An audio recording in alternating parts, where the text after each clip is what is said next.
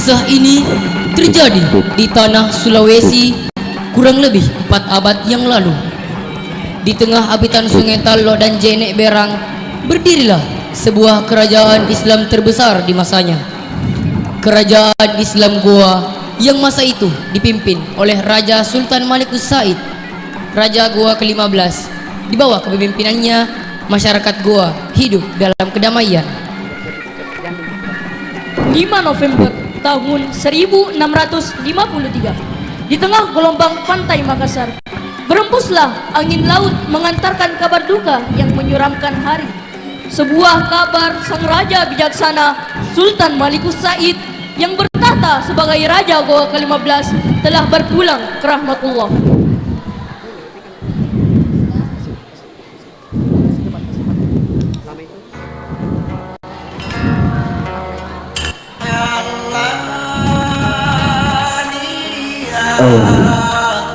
Mengapa kau meninggalkan Ananda begitu cepat? Bagaimana bisa Ananda melakukan tugas ini tanpa bimbinganmu, Ayah? Ayah, tanpamu aku seperti anak kecil yang tersesat di tengah malam. Oh Tuhan, ini tidak adil. Mengapa kau memanggil Ayahanda begitu cepat? Bagaimana bisa aku menjadi pemimpin yang baik tanpanya? Rasa sakit ini terlalu dalam, terlalu berat untuk ditanggung. Karaeng, sudahlah Karaeng, ikhlaskan Baginda untuk pergi. Ayah, ayah, ayah! Di tengah duka lara yang mengiringi kepergian sang raja menuju peristirahatan terakhirnya, para pembesar kembali menyepakati akan kepada siapa tahta dipangkukan. Bagaimana Karaeng? Raja telah mangkat, tapi kerajaan ini akan tetap berlanjut. Siapakah geranang yang bisa menggantikan Baginda? Tabe Karaeng, ini ada surat wasiat dari Yang Mulia Raja Sultan Malikus Said. Di situ tertulis bahwa Karaeng Muhammad Bakirlah yang ditunjuk untuk menggantikannya. Namun, bagaimana pertimbangan Karaeng terhadapnya?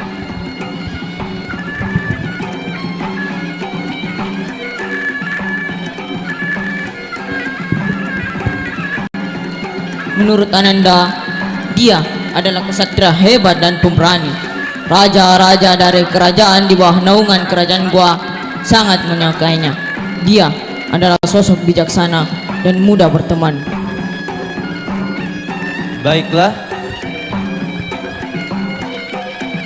kalau begitu, panggil dia menghadap ke kita. Prajurit, sampaikan kepada Muhammad Bakir untuk menghadap kepada kami.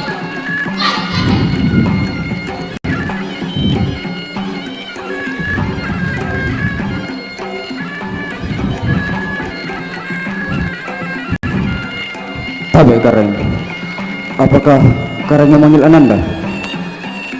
Benar, duduklah anakku.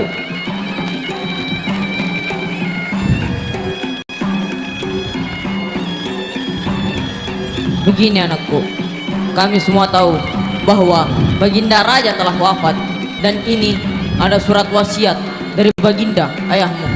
Kamu yang dipilih untuk menggantikannya.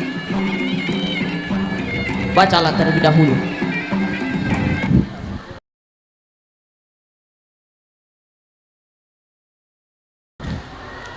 Kepada putraku Karaeng Muhammad Bakir, dalam waktu yang telah ditentukan oleh Sang Pencipta, aku akan meninggalkan dunia ini. Izinkan aku menyampaikan nasihat ini. Engkau adalah penerusku, Raja Kerajaan Goa. Bawalah panji-panji kehormatan dan keadilan.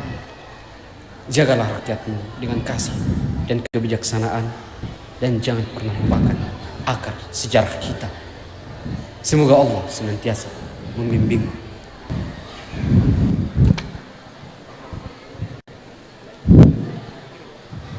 Bagaimana Karaeng? Apakah Karaeng bersedia? Tabe Karaeng, tapi apakah saya pantas menerima ini? Saya terlahir bukan sebagai putra seorang raja, tetapi hanya rakyat biasa. Bukankah itu menyalahi adat, Karen? Benar anakku, kami semua tahu. Tapi bukankah engkau adalah seorang anak raja sekarang? Benar, Karen. Tapi Ananda terlahir sebelum Baginda diangkat menjadi raja. Bukankah itu menyalahi adat yang berlaku? Baiklah, jika Kareng keberatan atas permintaan kami, maka lakukanlah ini sebagai wasiat dan bukti bakti Kareng kepada Baginda.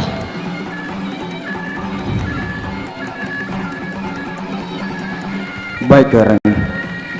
Jika memang ini yang terbaik buat Ayahanda, buat Ananda, dan buat masa depan kerajaan Goa, Ananda tidak keberatan. Ananda bersedia menjadi raja. Alhamdulillah. Baiklah, sekarang kita umumkan kepada rakyat atas hasil musyawarah ini.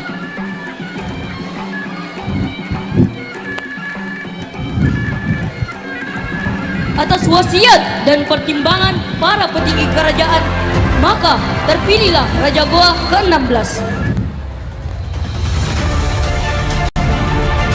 Selamat siang rakyat kerajaan Goa.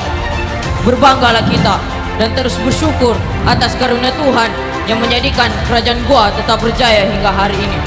Meski raja telah tiada, bukan berarti kerajaan Goa akan mati pula. Justru kehilangan akan memberi kita arti, kekuatan, keikhlasan, dan kedewasaan menerima semua apa yang telah ditakdirkan. Mari bersama-sama mengirimkan Al-Fatihah kepada Baginda Raja Sultan Malikusai.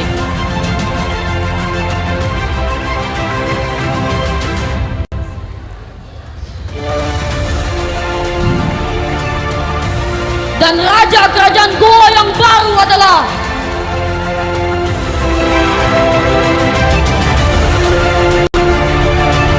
Kareng Muhammad Bakir Ima Longkasi Daeng Matawang Kareng Bonto Mangabe Sultan Hasanuddin. Kepada Ananda dipersilahkan naik ke podium.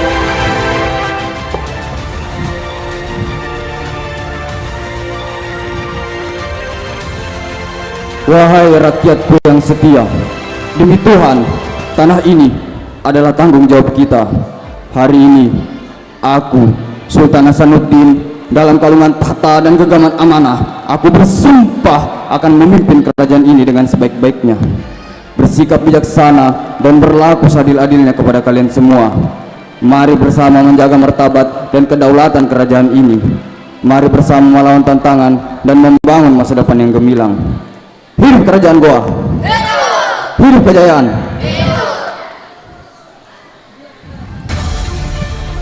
Di bawah panji kepemimpinan Sultan Hasanuddin, kerajaan Goa menjelma menjadi negeri yang aman dan damai. Selat Makassar menjadi jalur perdagangan rempah-rempah yang banyak disinggahi para pelaut, menjadikan tempat tersebut berkembang pesat. Tak butuh waktu lama, Makassar telah menjadi pusat perdagangan di Nusantara bagian timur.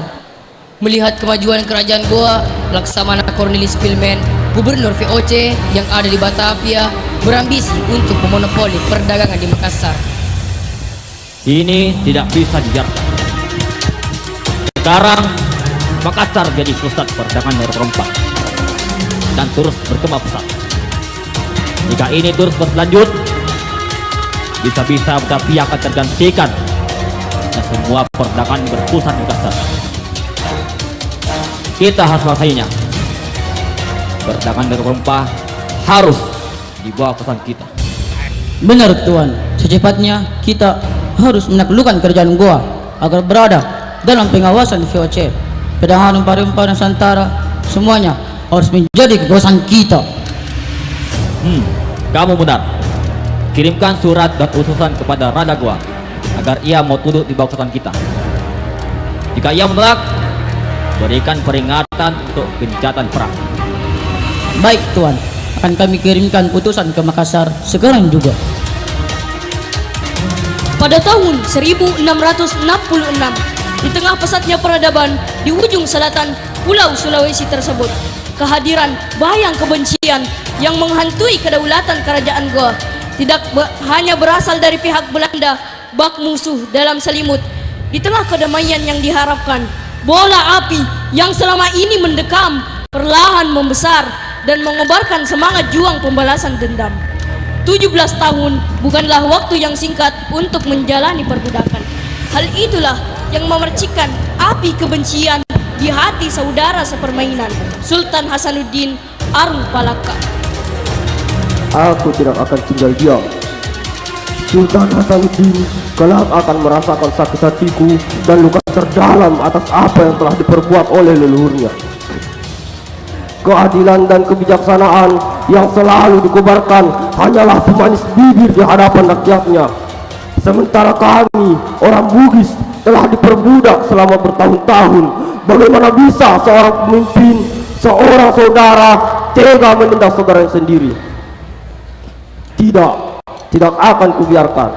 Tunggu saja, kepahitan akan kebengisan masa lalu akan terbalas jua.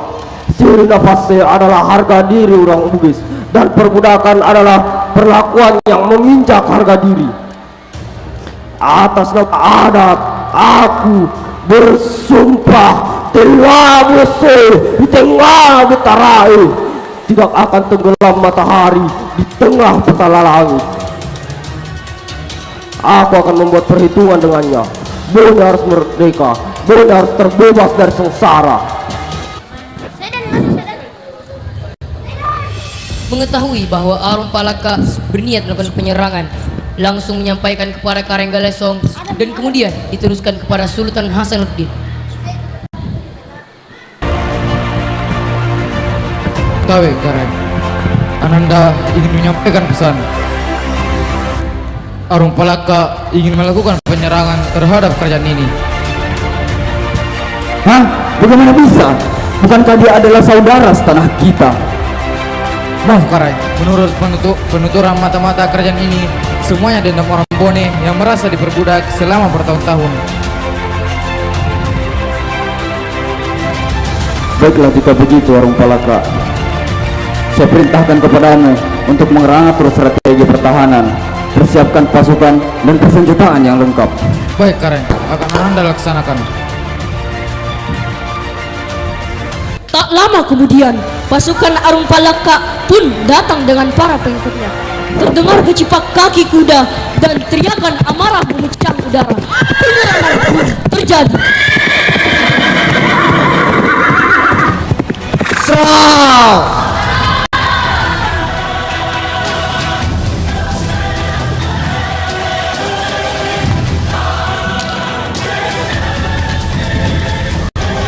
Pasukan mundur.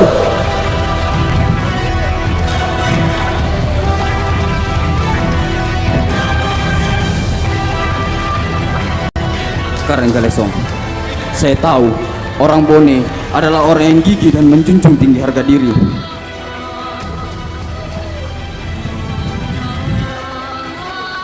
Bersiaplah untuk perang yang kemungkinan akan kembali terjadi. Persiapkan pasukan dan persenjataan yang lengkap. Baik Karai, akan Ananda laksanakan.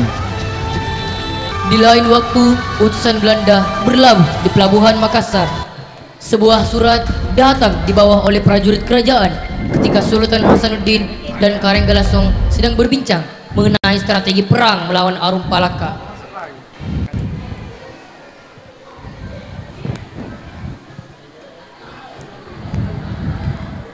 Tawe Kareng, hamba ingin menyampaikan sebuah pesan dari Belanda. Dari Belanda? Apa gerangan wahai prajurit? Tawe Kareng.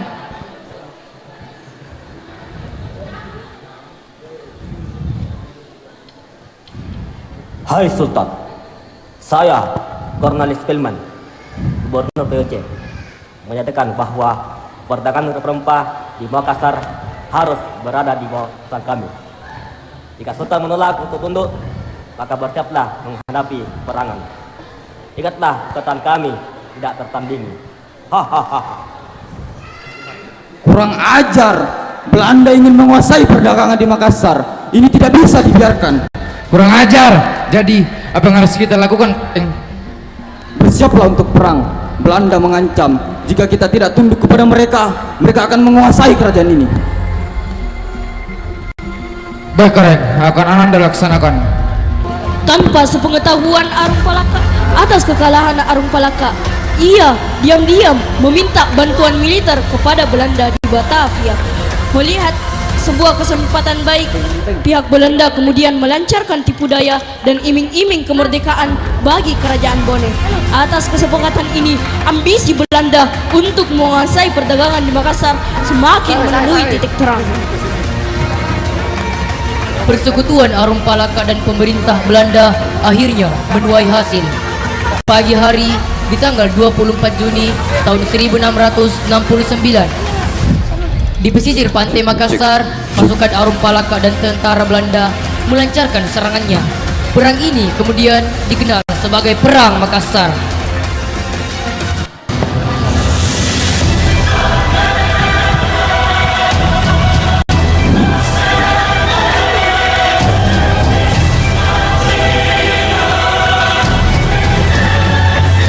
Serang! Berhenti! Apa yang kau lakukan, Arung Palaka? Mengapa kau menjadi penjajah di tanah sendiri? Tidak ingatkah kau, kita adalah saudara? Mengapa kau menjadi pengkhianat? Omong kosong apa yang kebicarakan, Hasanuddin? Siapa saudaramu? Tidak ada saudara yang tega menindas saudaranya sendiri. Apa yang kau bicarakan, Arung Palaka? Siapa yang menindasmu? Hei Hasanuddin, ternyata kau belum mengerti juga ya. Biar aku beritahu kau, bertahun-tahun aku menanggung sakit atas perlakuan pendahulumu. Ayahku dan keluargaku adalah korban kebengisan keluargamu yang harus kau bayar. Jadi hari ini jangan kau menghalangiku untuk menghancurkanmu. Bukankah para leluhurmu dahulu dengan sengaja menindas kami orang Bugis dan menjadikan kami budak kalian? Kurang ajar. Tapi tenang saja, sebentar lagi kau tak akan melakukan itu lagi. Baiklah jika itu maumu, Arung Palaka. Tapi aku tidak akan menyerah begitu saja. Tanah ini adalah milik kita dan tidak akan kuberikan kepada siapapun. Apalagi dia, orang asing. Hahaha. Hei Sultan, terserah mau bicara apa. Namun biarlah perang menjawab belakangnya. Pasukan, serang! Serang!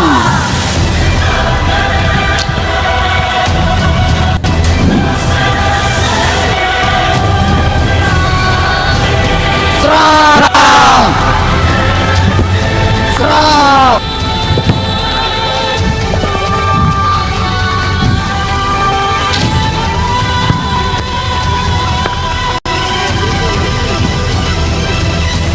Sultan, saya telah menunaikan janji. Saya telah menegakkan uluwada.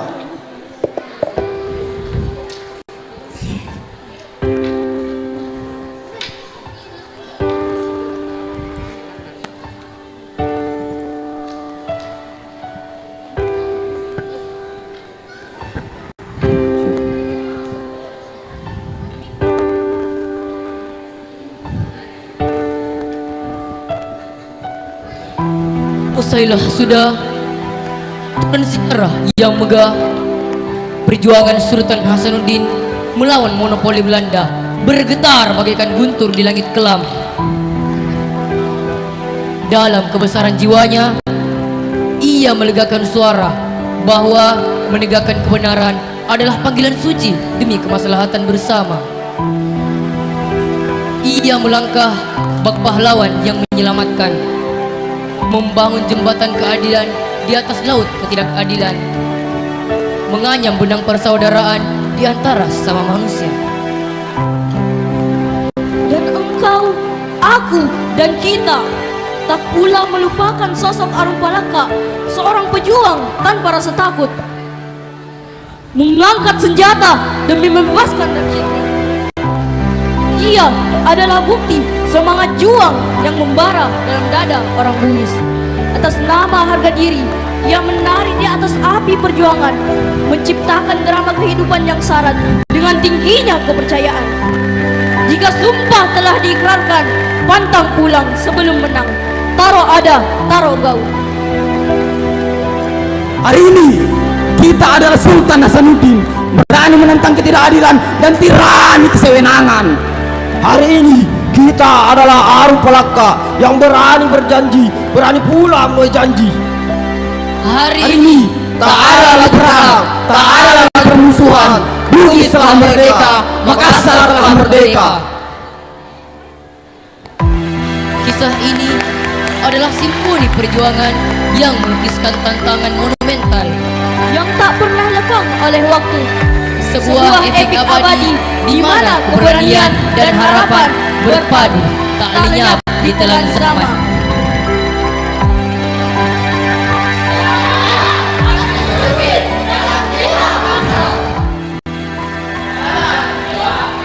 Generasi penerus bangsa.